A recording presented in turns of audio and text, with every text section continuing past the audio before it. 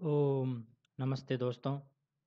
संस्कृतम नः गौरवम नामक इस विशिष्ट प्रकल्प में आप सभी का हार्दिक स्वागत है। मैं आचार्य अर्जुन। प्रतिदिन के भांति ही आज भी हम एक विशिष्ट वीडियो लेकर के आपके समक्ष उपस्थित हुए हैं।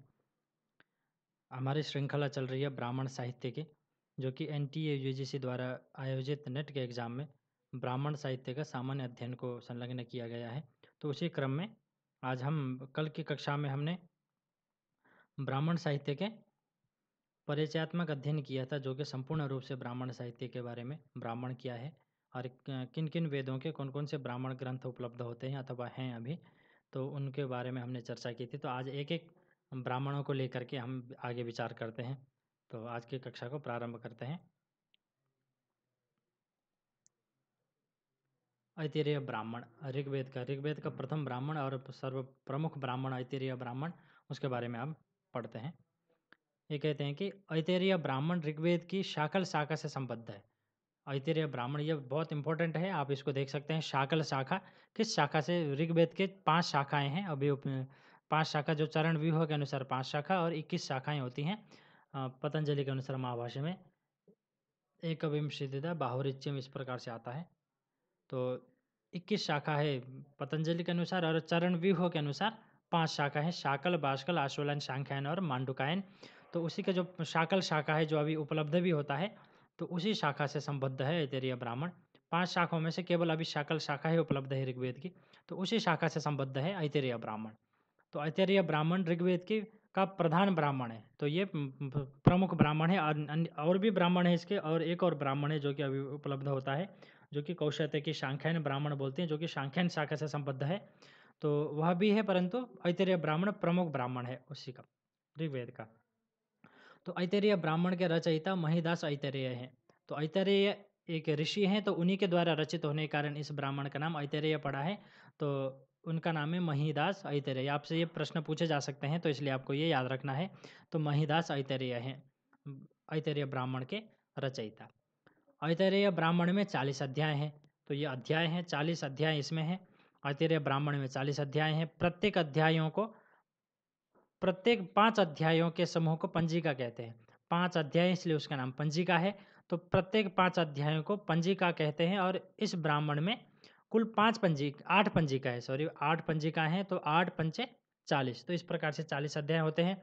और 285 कंडिकाएं हैं। उसके अंदर कंडिका है, फिर वो कंडिका पहले पंजिका है, पंजिका के अंदर अध्याय हैं, अध्याय के अंदर भी कंडिकाएं हैं। तो इस प्रकार से 285 कंडिकाएं हैं, 40 अध्याय हैं, 8 पंजिका है और 8 पंजिका। इस प्रकार से आपका, इस प्रकार से इसका रूपरेखा है ऐतरेय ब्राह्मण की।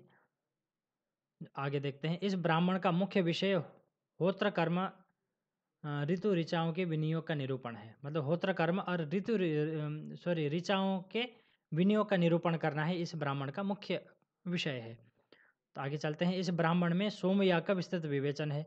इस ब्राह्मण में सोमयाग का विशिष्ट विवेचन है। हमने पीछे देखा था सोमयाग को, जो श्रोत याग का 2 प्रकार के श्रोत याग होते हैं, सोमयाग और एक और होते हैं, सोमयाग और हविर याग। 2 प्रकार के श्रोत यागों को बताया था मैंने पहले कल्प के वीडियो में। तो आपने उस वीडियो नहीं देखा है तो आप जा करके डिस्क्रिप्शन से लिंक से जा करके प्लेलिस्ट में उस वीडियो को देख सकते हैं। तो श्रोत याग है, श्रोत याग 2 प्रकार के, एक हविर याग और सोमयाग। तो दोनों ही साथ साथ उनके भेद हैं। तो वो देख चुके हैं आप, उनको उस वीडियो को जा करके देख सकते हैं। तो आगे देखते हैं कि इस ब्राह्मण में सोमयाग का विस्तृत विवेचन है। आगे, इस ब्राह्मण के प्रथम द्वितीय पंजिका में, जो ऐतरेय ब्राह्मण है इसके कितने पंजिकाएं हैं? 8 पंजिकाएं हैं। तो प्रथम और द्वितीय पंजिका में, अर्थात 16 अध्याय में, सॉरी अच्छा, प्रथम और द्वितीय पंजिका तात्पर्य 10 अध्याय हो गए, सॉरी। तो इस ब्राह्मण के प्रथम द्वितीय पंजिका में एक दिन में समाप्त होने वाले अग्निष्टोम नामक, ये नमक आ गया, नामक होना चाहिए इसमें, शायद प्रिंट मिस्टेक हो गया, नामक सोमयाग का वर्णन है।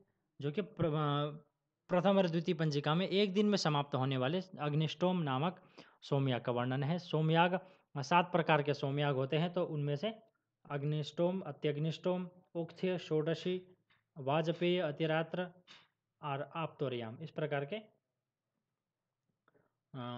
7 प्रकार के सोमयाग हैं। उनमें से जो प्रथम सोमयाग है अग्निष्टोम, तो उसका वर्णन है आपके प्रथम और द्वितीय पंजिका में।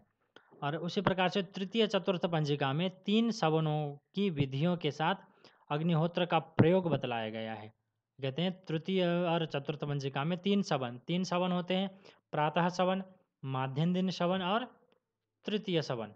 तो इस प्रकार से 3 सवन होते हैं। तो इन 3 सवनों के की विधियों के साथ अग्निहोत्र का प्रयोग कि किस प्रकार से इन तीनों सवनों में अग्निहोत्र को किया जाता है, इस प्रकार का वर्णन आपको तृतीय चतुर्थ पंजिका में मिलता है।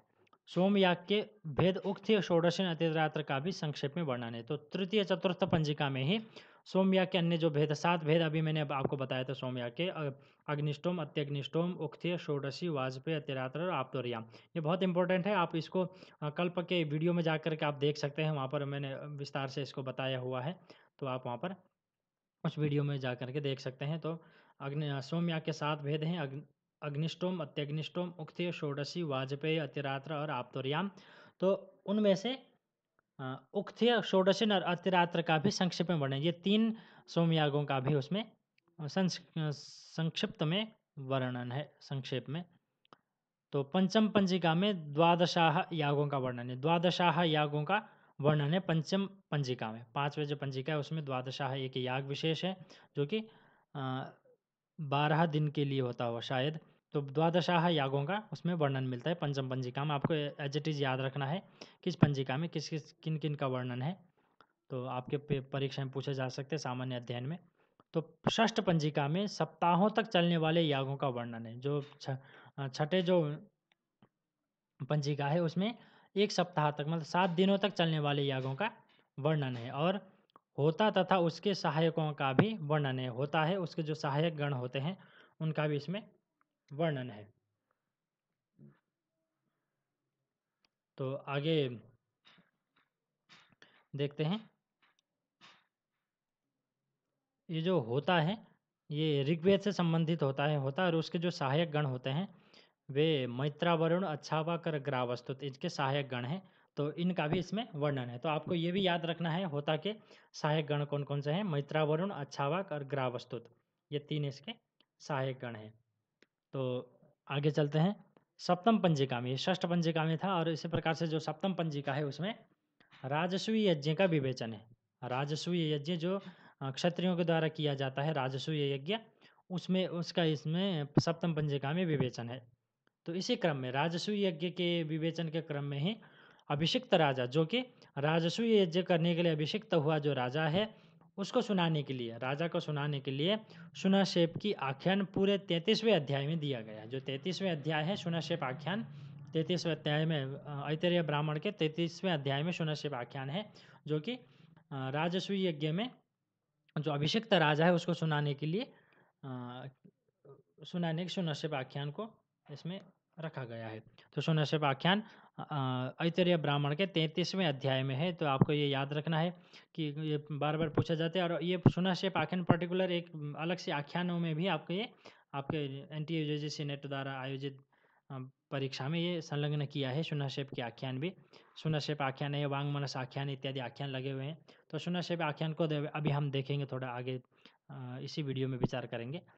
तो सुनाशेप आख्यान 33वें अध्याय में आपको याद रखना है। ऐतरेय ब्राह्मण के, ऋग्वेद का जो ब्राह्मण है ऐतरेय ब्राह्मण, उसके 33वें अध्याय में सुनाशेप की आख्यान है। उसी प्रकार से आगे चलते हैं कि अष्टम पंजिका में ऐन्द्र महाभिषेक का वर्णन है। ऐसा होना चाहिए, का है, इस इतना ही रह गया। अष्टम पंजिका में ऐन्द्र महाभिषेक का वर्णन है। तो ऐन्द्र महाभिषेक यज्ञ विशेष है, उसमें अष्टम पंजिका में उसका वर्णन है। और अष्टम पंजिका में ही चक्रवर्ती राजाओं के अभिषेक का चित्रण भी है। चक्रवर्ती जो राजा हैं तो उनका जो अभिषेक है उसके चित्रण भी उसमें दिया गया है। किस प्रकार से वे लोग अभिषिक्त हुए, तो उसका भी उसमें चित्रण किया गया, वर्णन किया गया है। तो इसी प्रकार से आगे चलते हैं।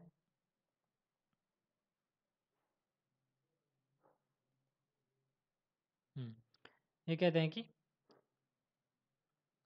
ऐतरेय ब्राह्मण में सर्वत्र गद्य का प्रयोग किया गया है। जो ऐतरेय ब्राह्मण है उसमें सर्वत्र गद्य का ही प्रयोग है।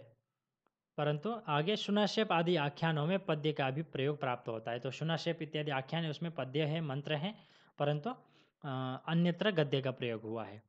तो इसी प्रकार से आगे चलते इस ब्राह्मण से तात्कालीन आर्यवर्त के सीमाओं का भी परिज्ञान होता है। तो इस ब्राह्मण से तात्कालीन उस समय के जो आर्यवर्त की जो सीमाएं हैं, कहाँ कहाँ तक आर्यवर्त की सीमाएं लगती थी, उन सीमाओं का भी परिज्ञान होता है इन ऐतरेय ब्राह्मण से। तो स्पष्ट है, आपको ये याद रखना है। शुनाक्षेप आख्यान में पद्य का प्रयोग है, गद्य का प्रयोग नहीं है, ये पूछे जा सकते हैं आपके परीक्षा में, और अन्यत्र गद्य का प्रयोग है, ये इम्पोर्टेंट है। तो इसी प्रकार से आगे देखते हैं। ऐतरेय ब्राह्मण पर आचार्य सायण ने संस्कृत में भाष्य किया है। तो संस्कृत भाष्य किया है ऐतरेय ब्राह्मण पर आचार्य सायण ने। आचार्य सायण की भाष्य प्राप्त होती है संस्कृत में, जो कि ऐतरेय ब्राह्मण पर है। और पाश्चात्य विद्वान ए बी कीथ एक पाश्चात्य विद्वान हुए हैं। तो उन्होंने ऐतरेय ब्राह्मण तथा कौशिक ब्राह्मण दोनों पर आलोचनात्मक इंग्लिश अनुवाद विस्तृत भूमि के साथ हार्वर्ड ग्रंथमाला से प्रकाशित कराया था। तो मतलब पाश्चात्य जो विद्वान जो ए बी कीथ हैं, जो पश्चिम के विद्वान हैं, उन्होंने ऐतरेय ब्राह्मण तथा कौशिक ब्राह्मण दोनों पर आलोचनात्मक अनुवाद किया है उस ऐतरेय और कौशिक के ब्राह्मण की, और उसके साथ विस्तृत भूमिका, बड़ी भूमिका के साथ हार्वर्ड ग्रंथमाला से उन्होंने प्रकाशित उसको कराया था। तो आपको याद रखना है कि ए बी कीथ ने ऐतरेय और कौशिक के दोनों ब्राह्मण पर आलोचनात्मक इंग्लिश अनुवाद किया, अंग्रेजी में अनुवाद किया है उसको, और उसके बाद उनके विस्तृत भूमिका के साथ हार्वर्ड ग्रंथमाला, ये भी आपसे पूछे जा सकते कहाँ से उन्होंने प्रकाशित कराया, तो हार्वर्ड ग्रंथमाला से उन्होंने उसको प्रकाशित कराया है। ये सामान्य अध्ययन में है, तो आपको ये याद रखना है कहाँ कहाँ से किस किस किस में टीका प्राप्त होती है, और अंग्रेजी में टीका किसने की है, अथवा किस प्रकाशन से यह प्रकाशित हुई है, तो इत्यादि आपसे पूछे जा सकते हैं पेपर में। तो उसी प्रकार से आगे देखते हैं। पंडित गंगादास उपाध्याय ने ऐतरेय ब्राह्मण का हिंदी में अनुवाद किया है। ऐतरेय ब्राह्मण है, इसके हिंदी में अनुवाद किया है उपाध्याय ने पंडित गंगादास उपाध्याय ने ऐतरेय ब्राह्मण का हिंदी में अनुवाद किया है। और उसी प्रकार से देखते हैं ऐतरेय ब्राह्मण में शुनाक्षेप आख्यान के अतिरिक्त सोमहरण की आख्यान भी प्राप्त होती है। तो सोमहरण मतलब सोम का हरण किया जाता है, तो उसकी भी आख्यान इसमें प्राप्त होती है। ये अग्निष्टोम जो होते हैं, सोम याग है अग्निष्टोम, उसमें भी इसका सोमहरण के आख्यान को प्रदर्शित किया जाता है, दिखाया जाता है कि एक किसी ब्राह्मण के द्वारा सोम का हरण किया जाता है, फिर उसको वो बेचते हैं इत्यादि इत्यादि। ये उसमें सोम याग में दिखाया जाता है, सोमहरण की जो उसमें नाटक से बना करके दिखाते हैं। तो आपको ये याद रखना है कि शुनश्यप ऐतरेय ब्राह्मण में सोमहरण की आख्यान भी प्राप्त होती है शुनश्यप आख्यान के साथ साथ मतलब उसमें पूरे ब्राह्मण में, ऐसा नहीं कि शुनश्यप की आख्यान उसके बाद सोमहरण की आख्यान, ऐसा नहीं। तो सोमहरण और शुनश्यप आख्यान ऐतरेय ब्राह्मण में प्राप्त होता है। और ऐतरेय ब्राह्मण में इंद्र को सर्वश्रेष्ठ बतलाया गया है। ऐतरेय जो ब्राह्मण है उसमें इंद्र को सर्वश्रेष्ठ बताया गया है, सबसे शक्तिशाली साहसी बताया गया है इंद्र को। तो वो उसके एक पंक्ति है, उसको आप याद रख सकते हैं। स वै देवानाम ओजिष्ठो बलिष्ठः सत्तमः पराइष्णुतमः, इस प्रकार से वाक्य है। तो इसका ये सामान्य परिचय आपका इतना ही है इसका। तो आगे हम शुनश्यप के आख्यान को देखते हैं। शुनश्यप आख्यान।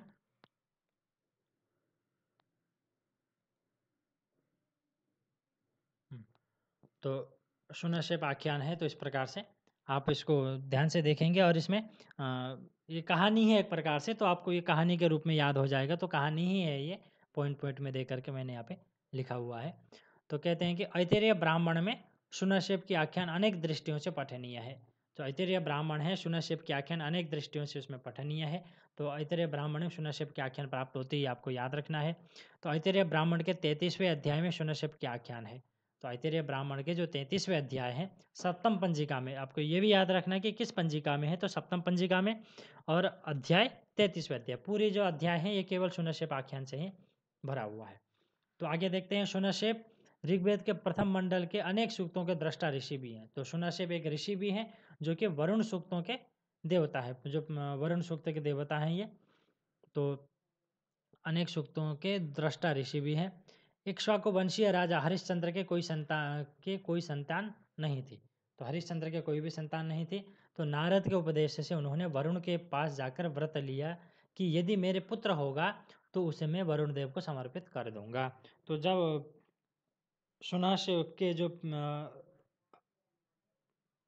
इक्ष्वाकु वंशीय जो राजा हरिश्चंद्र है, उनके कोई संतान नहीं थी, तो उन्होंने नारद के उपदेश से, नारद ने उनको बोला होगा कि आप वरुण की उपासना कीजिए।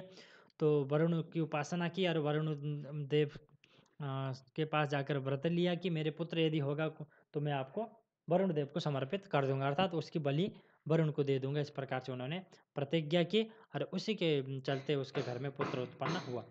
राजा के, सॉरी 1 मिनट में आपको, तो पीछे से थोड़ी सी नॉइज सी आ रही थी, तो इसलिए मैं जा कर के देख रहा था। तो ठीक है,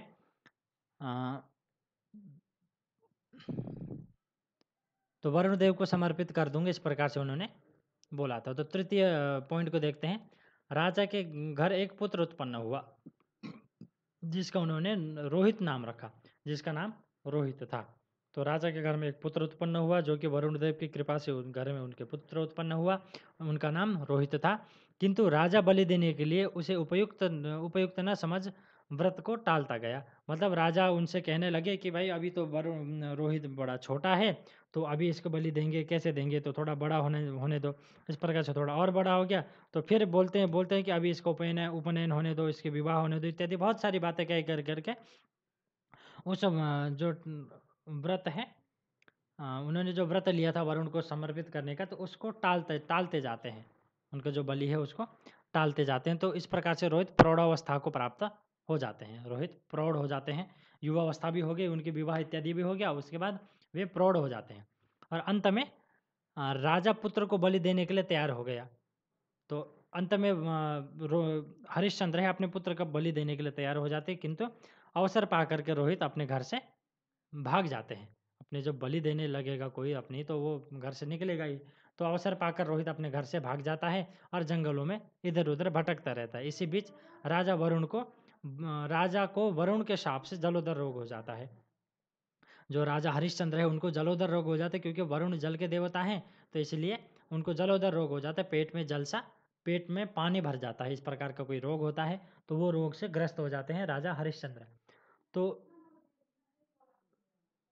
पिता को जलोदर रोग हुआ है यह जानकर, जैसे पिता को रोहित को पता चलता है कि पिता को जलोदर रोग हो गया है, यह जानकर रोहित अपने घर जाने को जैसे ही तैयार होता है, तो इंद्र आकर को उपदेश करते हैं कि चरे वेति चरे वेति। इस प्रकार अनेक बार होता है कि जैसे वो जाने लगते हैं तो इंद्र आ जाते हैं, फिर वो उपदेश करते हैं चरे वेति। आपको ये वाक्य भी याद रखना है, चरे वेति कहाँ प्राप्त होता है, किस आख्यान में, तो शुनश्यप आख्यान में।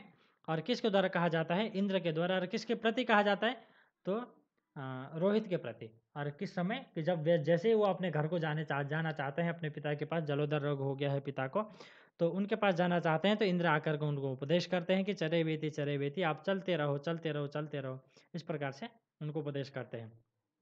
तो ये भी आपके पेपर में पूछे जा सकते हैं, चरे वेति उपदेश किसके द्वारा दिया गया है अथवा कहाँ पर दिया गया है।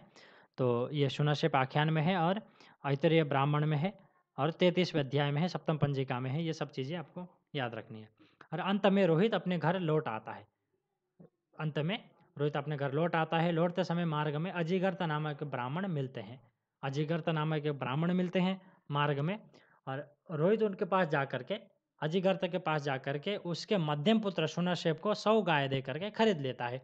तो उनके 3 पुत्र होते हैं अजिगर्त के।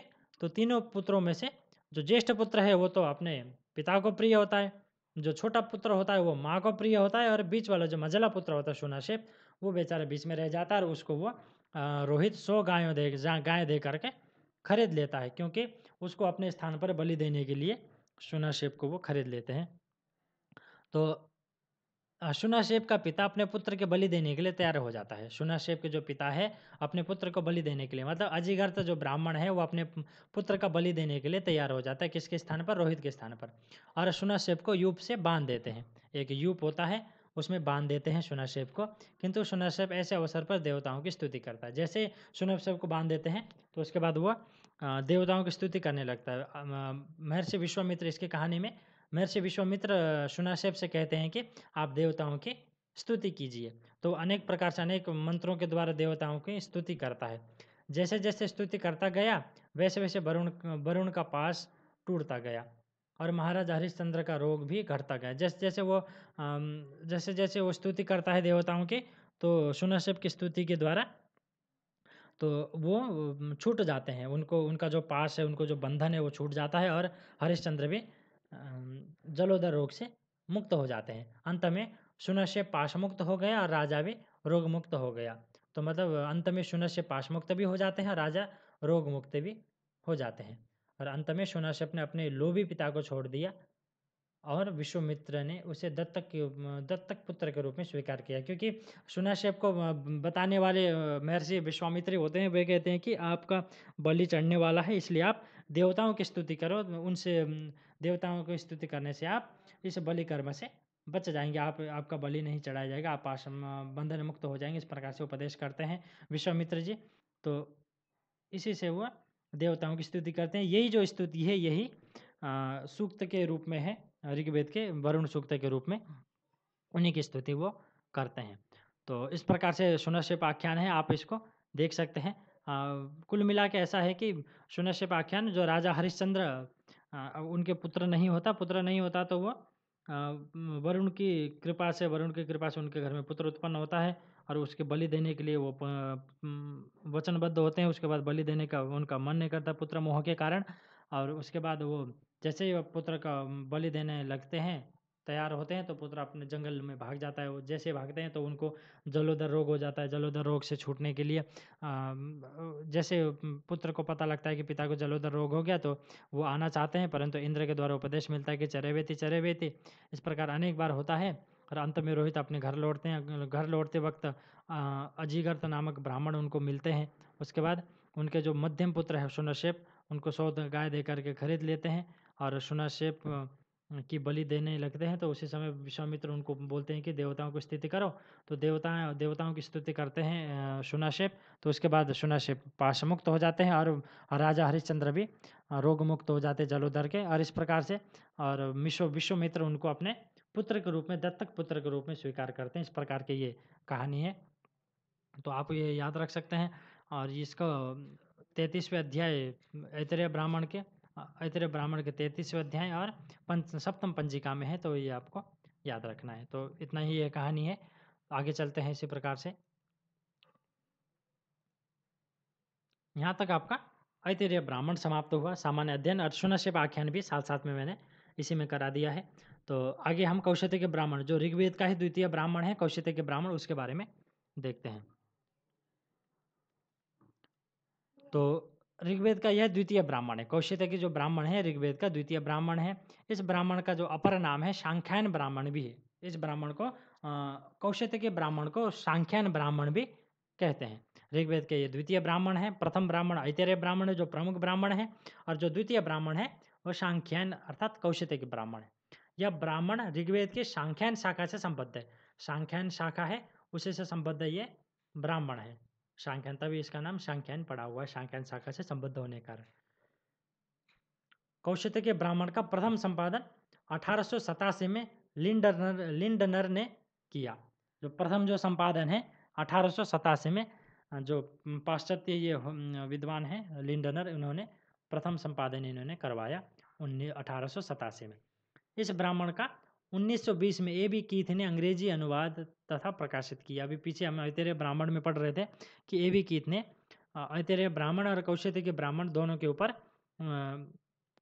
आलोचनात्मक अंग्रेजी अनुवाद और सुदीर्घ भूमिका के साथ हार्वर्ड ग्रंथमाला से प्रकाशित कराए। वही कह रहे हैं कि ए बी कीथ ने 1920 में, ये सन भी लिख दिया इसमें, 1920 में अंग्रेजी में अनुवाद कराया।